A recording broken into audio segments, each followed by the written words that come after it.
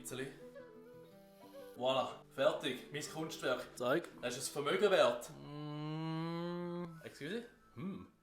Also, was heisst Was heisst Ich denke, dass 60 bis 80 Dollar realistisch sind. S'il vous plaît, Monsieur. Hast du einen Knick im Löffel? Pardon? Monsieur Claude Monet sein Heuhaufen. Die schlägst du für 155 Millionen über den Tisch. Oder Van Gogh, Rembrandt, Cézanne, all die grossen Namen. Gewiss, jedoch sind die Künstler bereits alle verstorben. Ja, und? Das ist ein Kriterium, das man muss erfüllen muss, wenn man als Künstler möchte erfolgreich sein. Also, der muss mich zuerst putzen, bevor der hure Bilder mal was wert ist, oder was? Das ist ein bisschen brutal ausgedrückt, aber fasst grundsätzlich gut zusammen, ja. Mon Dieu, geil, Mann. Habe ich viel davon. Das sind 5 Monate Arbeit. Wie mein Großvater schon immer gern gesagt hat, Augen auf bei der Berufswahl. He? Monsieur, das ist ein 1A-Gemälde, Mann. Da habe ich keinen Zweifel und ich bin überzeugt, dass sie ihre Anerkennung bekommen werden in 150 bis 200 Jahren. Aber Monsieur, ich habe eine Gemahlin und 2 Kinder daheim, die ich muss ernähren. Ja, dann müssen sie sich noch ein bisschen gedulden. 150 Jahre lang. Ja. Schande über sie. Merde.